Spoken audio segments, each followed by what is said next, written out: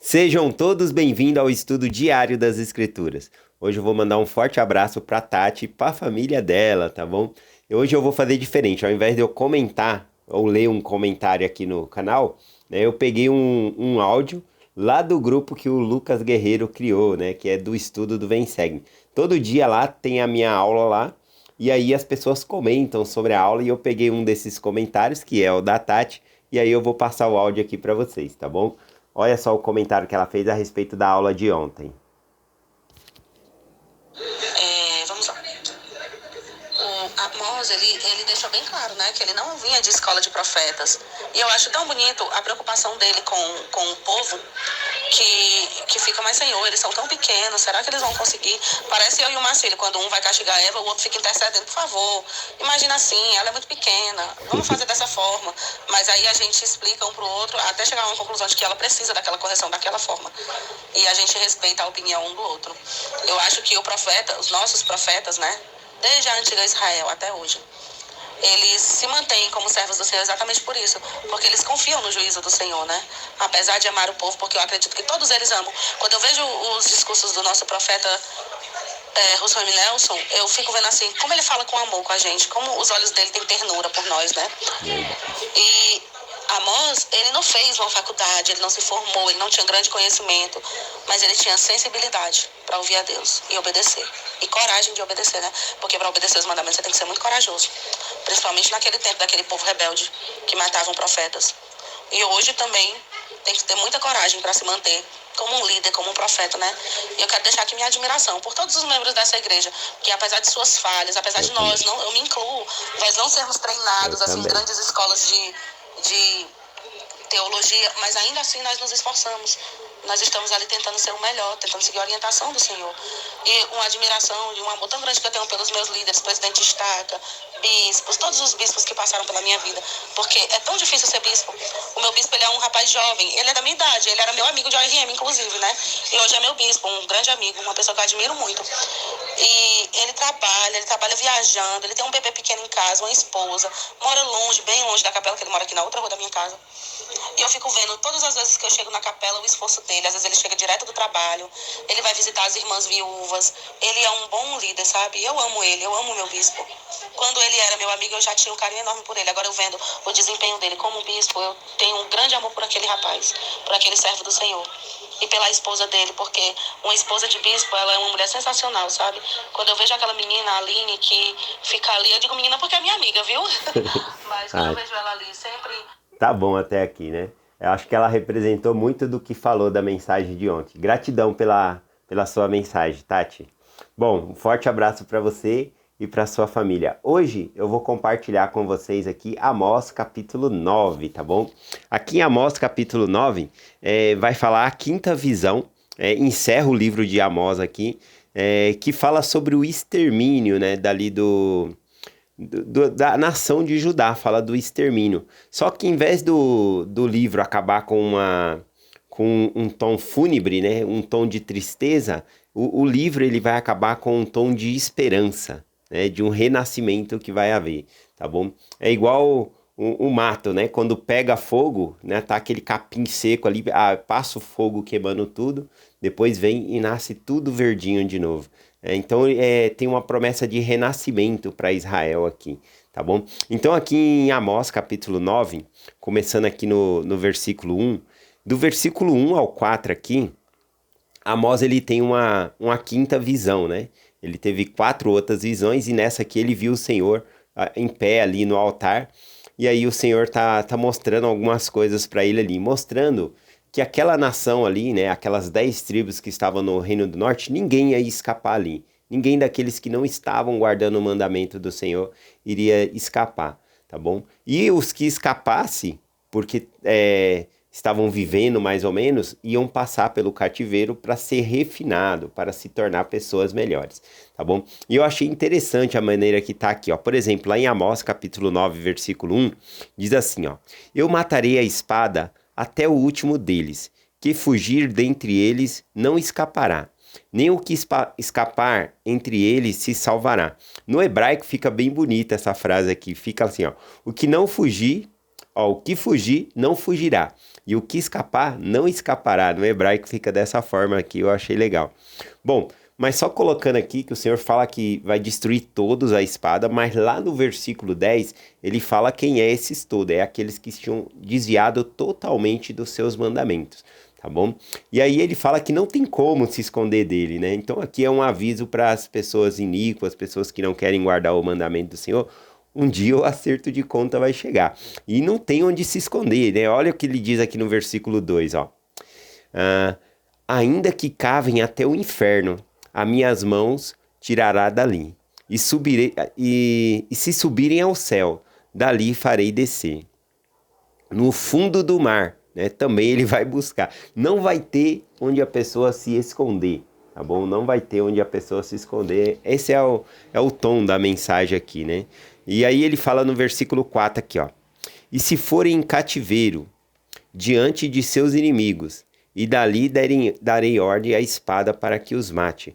Bom, aqui está falando que mesmo quando os inimigos viessem ali, se aqueles que eram tão ruins, né, pegassem e se entregassem, não, a gente se entrega como prisioneiro de guerra, né, quando fosse levado lá para a Síria, iria morrer lá pela espada.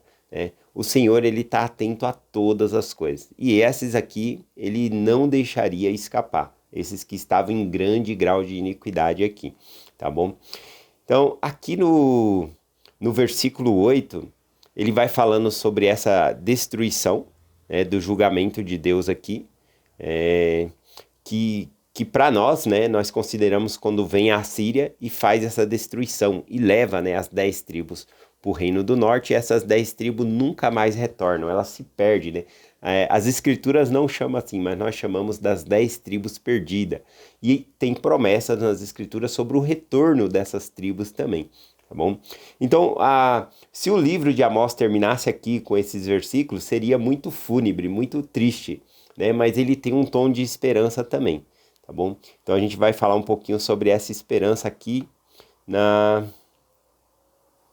no versículo 9, aqui, ele fala sobre peneirar, né, os filhos de Israel ali, por meio desse cativeiro que vão passar. Eu vou ler o versículo 9, diz assim: Porque eis que darei ordem, e sacudirei a casa de Israel entre todas as nações, assim como se sacode o grão da peneira, sem que caia um só grão. Aqui eu acho interessante, porque o Senhor vai sacudir Israel, né, igual como está peneirando ali, né, o grão. Quando ele está na peneira e você joga para cima assim, quando está passando o vento, leva a palha toda embora, né, o restolho. E aí cai na peneira ali todos os grãos bons, né? Ele sacode mais um pouco, vai fazendo atrito um com o outro, a palha vai saindo, a escória vai saindo, né? O restolho vai saindo ali. Aí quando joga pro ar de novo, né, a palha, como é mais leve, né, é levada pelo vento, e aí o grão cai de novo na peneira. E eu achei interessante aqui que ele fala que nenhum só grão se perderá, cairá no chão.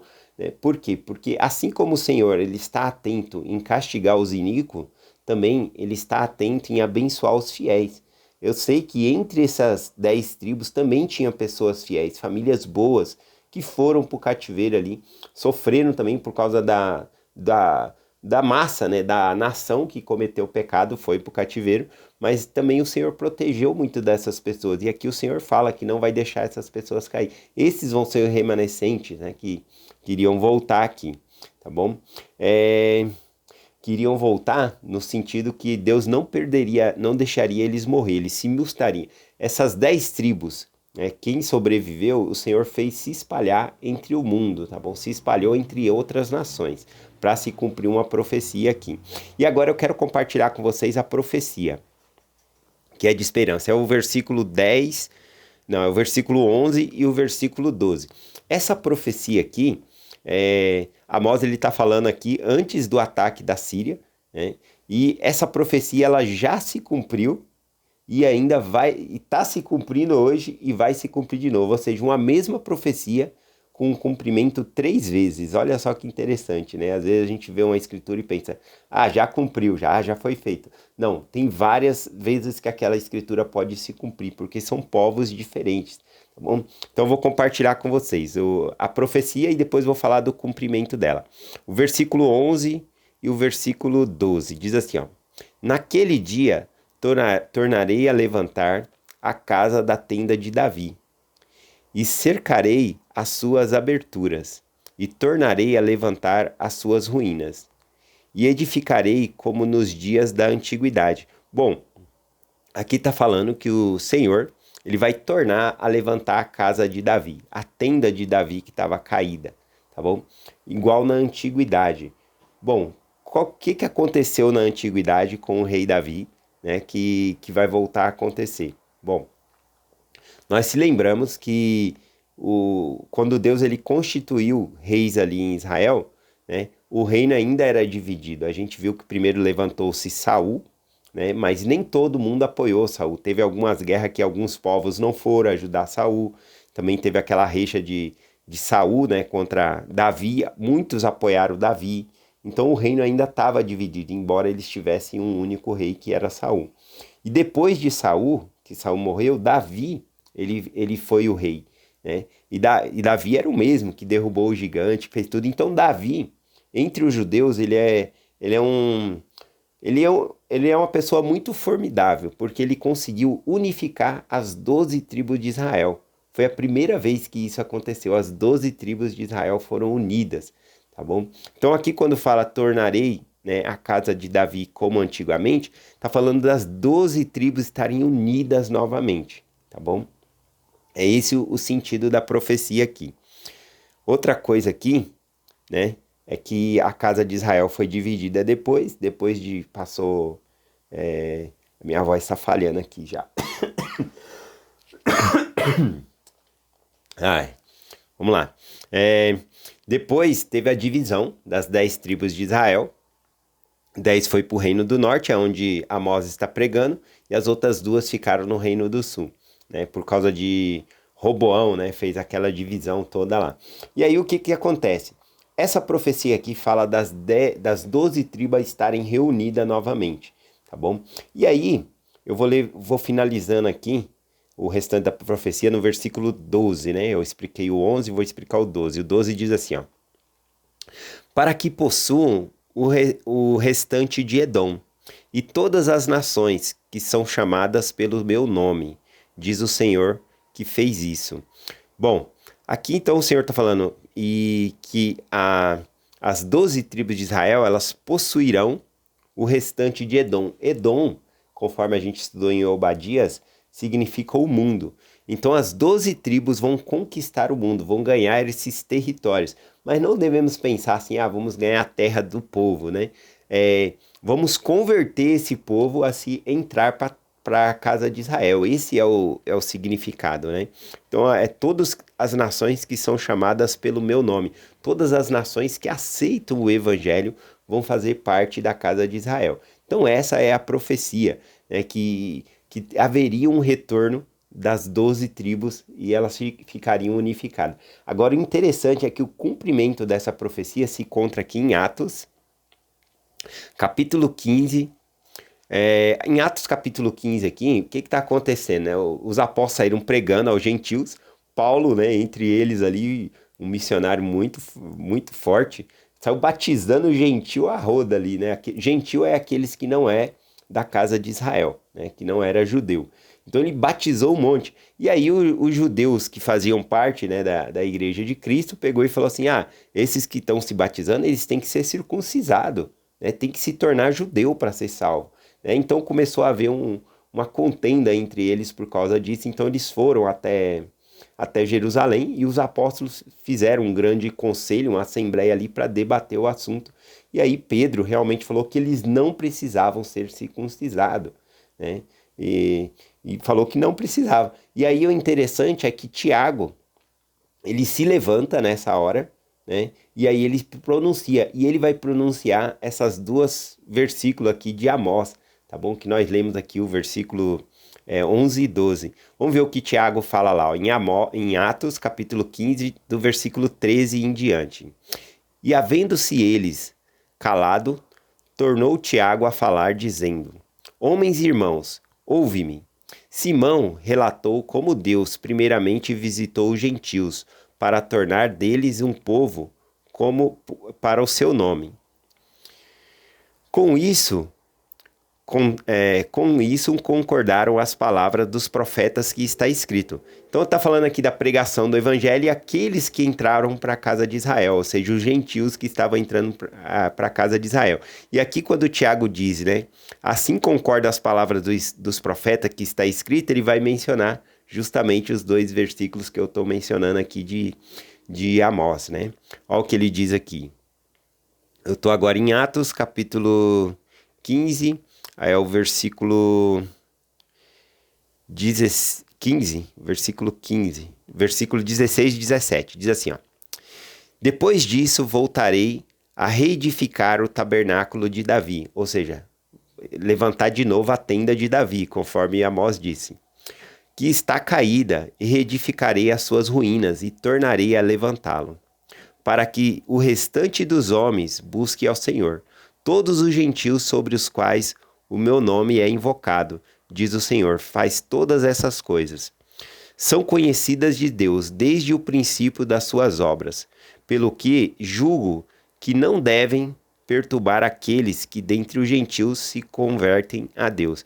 Aqui então ele volta a falar sobre o assunto da circuncisão. Aquele gentil que se batizasse não precisava ser circuncisado, tá bom? Ou seja, né, os judeus estavam falando, olha, vocês precisam se tornar judeus, você tem que ser circuncidado para vocês ser salvo. E aí os apóstolos falam, não, você não tem que se tornar judeu para ser salvo, você tem que seguir a Jesus. Né? É Jesus que salva. Então eles estavam mostrando mais a obra de Jesus. Mas aqui mostrou bem, né, essa parte que Tiago, ele fala como se a profecia tivesse cumprido com a abertura do evangelho para os gentios, porque os gentios são as 10 tribos perdidas, né? E todo mundo que entra para a igreja torna-se membro de uma das 12 tribos. Então a gente vê o cumprimento dessa profecia no Novo Testamento com a pregação do evangelho a todas as nações. Depois, né, tem a apostasia, por causa da morte dos apóstolos, a igreja de Cristo finda na terra, né, com a morte dos apóstolos, a perca da autoridade de Deus para batizar, etc. Né? Então, novamente, em nossos dias, é levantado novamente um profeta e restaurada a igreja de Cristo. E aí começa de novo o mesmo trabalho, né? Então, por isso que eu falo que a profecia se cumpriu. Amós falando, aí se cumpriu no tempo depois da ressurreição de Cristo, quando o evangelho é pregado a todos os gentios. E depois, agora, em nossos dias, de novo, a gente prega o evangelho e aqueles que entram para a igreja se tornam parte da casa de Israel. Né? Então, a profecia se cumprindo aí 3 vezes. E eu achei muito interessante para compartilhar com vocês. Bom, eu achei interessante também quando ele falou das outras nações, Edom, né? Então, para nós se levantar contra Edom é se levantar contra o mundo, contra o pecado e pregar as outras pessoas para elas também fazer parte da casa de Israel, fazer parte dessa salvação com Cristo Jesus, tá bom? Então é essa a mensagem que eu compartilho hoje com vocês, em nome de Jesus Cristo, amém. Até amanhã.